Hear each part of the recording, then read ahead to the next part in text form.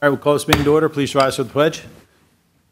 I pledge allegiance to the flag of the United States of America and to the republic for which it stands, one nation, under God, indivisible, with liberty and justice for all.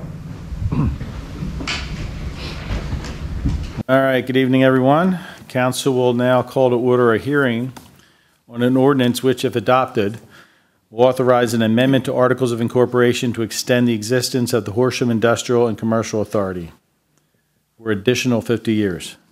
The Horsham Industrial and Commercial Development Authority was formed by Council in 1978 to foster economic development as permitted by the Economic Development Financing Law. Bill, would you like to elaborate on that? That's really as simple as it is. The ordinance and the Articles of Incorporation that were passed by the township in 1978 ends your authority. So what the solicitor of the authority, as well as your board, the authority board has requested that you consider this ordinance and amending the Articles of Incorporation to keep the authority alive for the next 50 years. Thank you very much. Any comment from council at all? To the public? In which case, I'll just ask now for a motion on that.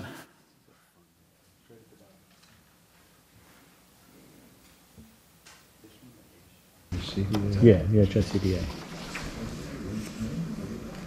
I move to adopt the ordinance and the Articles of Amendment to the Articles of Incorporation as proposed to extend the term of the Horsham Industrial and Commercial Development Authority pursuant to the Economic Development Financing Law. Second. It's moved in seconds. The roll call vote.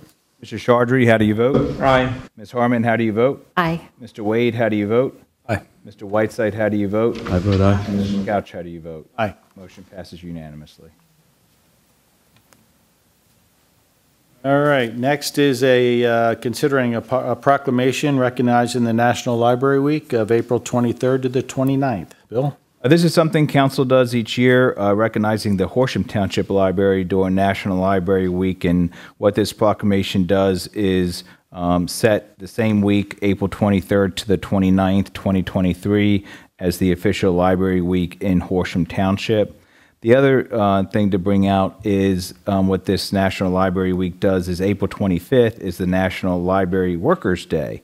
So as council's aware, I think we have the best librarians and staff at our Horsham Township Library that do a fabulous job for us and our residents and even the non-residents that use the library. As you know, they are constantly thinking of new ideas, being creative in their thinking for all age groups, from toddlers to senior citizens, on the programming they offer and the materials that they offer at our library. So we are one of the busiest libraries in the county, and they do a fantastic job. So it's nice that we do this, and council does this each year for them, recognizing Library Week as well as Library Workers' Day. Awesome. So you do have a proclamation, and I'm sure you'll have that framed and sent over to the library? Yes, sir. Okay, great. Thank you very much. Next is an opportunity for questions or comments from the public. Anybody? Anybody? Go once, go twice. Okay, approval list of checks. Do we have a motion? I move to approve the list of checks in all funds in the amount of $286,306.37 and further move to authorize payment of the same. Moved in second. All in favor? Aye. Opposed?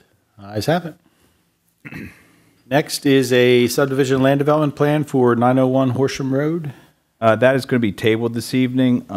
They have a new owner for the property, same use, but new owner, so they have to go through settlement with the new owner. It's not a new project, same project, so nothing's changing with what you have reviewed and what the Planning Commission has reviewed. It's just under, they're going to have a new end user for the site and the project. Okay. Do we have a motion to table? Move to table the land development at 901 Horsham Road. Moved in second. All in favor? Aye. Opposed? Ayes have it. We have 3 zoning hearing board applications for April. First one on 300 Keith Valley Road. All 3 this evening are residential. Your first one is in our R1 zoning district. So it's at 300 Keith Valley Road. Many of you are familiar with this property, the Kinder 9 Mill property, the old former Ron Mintz property in Horsham. So what occurred was a fence was put in, a fence was there. Well, what was there with the fence was a bunch of bamboo. So this is Davis Grove Road here. This is Keith Valley Road here. This is the section in orange. So what was happening was with the bamboo that was planted there and against township ordinance, but it was planted before the ordinance, but still our ordinance addressed bamboo that was planted pre-ordinance. It was growing into the roadway. We actually had pictures of Public Works. It was coming through the asphalt of the road. So code enforcement asked the property owner to remove the bamboo. They did so. They complied. They did remove it. In doing so, I believe it was a 6-foot wooden privacy fence that Ron Mintz had put there, and some of it still exists today outside the orange area. He once he was done removing the bamboo and also had to take out the 6-foot stockade privacy fence, he put in a wrought iron fence in that orange area, not knowing that he had to get township approval for that. So it's in, he's asking and going to the zoning hearing board, seeking a variance to allow the wrought iron fence to stay in where the former fence was. Opinion? I think it's been there, the wrought iron fence, probably 2 or 3 years now. The staff does not have an issue with it. Our recommendation would be to be neutral. Okay, next is 1336 Stony River Drive. That is in our R2. Let me get this out of here. That's in our R2 zoning district. What the resident would like to do is put an in-ground pool, and their issue is impervious coverage. They're allowed 25% impervious coverage. Currently, the property is at 26.09%, and they are asking for a variance of 27.9%, and that they were as high as, I think, 30%. So they have worked with our code enforcement staff in adjusting existing impervious coverage as well as reducing what they wanted to do with the pool to get under your normal 3%. Your comfort level is usually no higher than 3% on a property above what's allowed. So they did come in, adjusting everything, they did come in under 28%. So the staff recommendation is to be neutral. You go with that? Under 3%? Yeah. Okay. Next is Key Construction. Key Construction is on Settlers Court, which is in our R1 zoning district, and the resident there would like to construct a semi-detached garage to the property. In order to do so, the variance relief that's needed is 1, impervious coverage. They're allowed 20%. They're at 19.28%. So adding this detached garage is 21.24%. And then they also need a side yard setback relief. Currently it's 25 feet. They need a minimum of 20 feet. So by adding this, it would take the side yard to 15 feet. Staff's recommendation? Is neutral. I'll let the zoning hearing board deal with it. Okay, everybody okay? Yep. All righty. That takes care of the zoning hearing board applications. Next, we need to render decision on the Horsham Water and Sewer Authority's conditional use, which we did last meeting. Do we have a motion? I move to approve the conditional use application for the Horsham Water and Sewer Authority at 28 Meeting House Road. It's been moved and seconded. Is a roll call vote? Mr. Chaudhry, how do you vote? Aye. Ms. Harmon, how do you vote? Aye. Mr. Wade, how do you vote? Aye. Mr. Whiteside, how do you vote? I vote aye. And Mr. McCouch, how do you vote? But aye. Motion passes unanimously. We have a bid for grass cutting that we need to award. Looks like there's several here. Yes, there's five bids for grass cutting that have to be awarded. We did not have as many bidders this year. We've had two, and one only bid on one of the alternates. So for the most part, we only had one bidder this time of year. And grass cutting's like line painting. We don't have that many for whatever reason. But this time of year, I would not recommend you reject any of these bids. Otherwise, you'll have a packed council chambers of high grass because it's grass growing season and we don't have time to go out to bid again. But we did everything. We advertised it legally. We called contractors. Actually, this is all done electronically, and over 15 people downloaded, 15 grass cutting companies downloaded our bid specs. So we know it was looked at. We don't know the reasons why no one bid on it, but that's not unusual. We don't get that many when we do go out for these 2-year contracts. Right. So you're seeing your proposed motions. Each of the alternates, there's 5 of them, and M&M Lawn Care East, who has been cutting grass for the township for many years now, bid on all 5 alternates, and Townscapes bid on only alternate number 4 and was the lowest bidder for alternate number 4. So the bid prices, they pretty much falling in line with what they would have given certain increases over the years? Or is it, no. Is it much higher? They're much higher, but not much higher for 2023. These were their prices. The last time we got prices was 2 years ago, and there was no inflation. Right now, as we've seen, all of our costs anywhere between 20 and 50% going up for everything. So these prices are in the range, neck of the woods, of 35 to 40% higher than 2 years ago. Unless anybody up here wants to cut grass, I need a motion.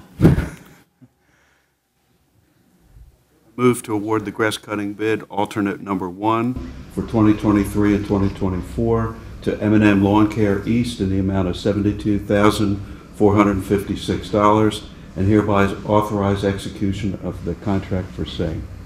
I move to award the grass cutting bid for alternate number 2 for 2023 and 2024 to M&M Lawn Care East in the amount of $80,053, and hereby authorize execution of the contract for same. I move to award the grass cutting bid alternate number 3 for 2023 and 2024 to M&M Lawn Care East in the amount of $23,760, and hereby authorize execution of the contract for same. I move to award the grass cutting bid alternate number 4 for 2023 and 2024 to Townscapes in the amount of $99,300, and hereby authorize execution of the contract for same. And finally, I move to award the grass cutting bid alternate number 5 for 2023 and 2024 to M&M Lawn Care East in the amount of $21,600, and hereby authorize execution of the contract for same. Second.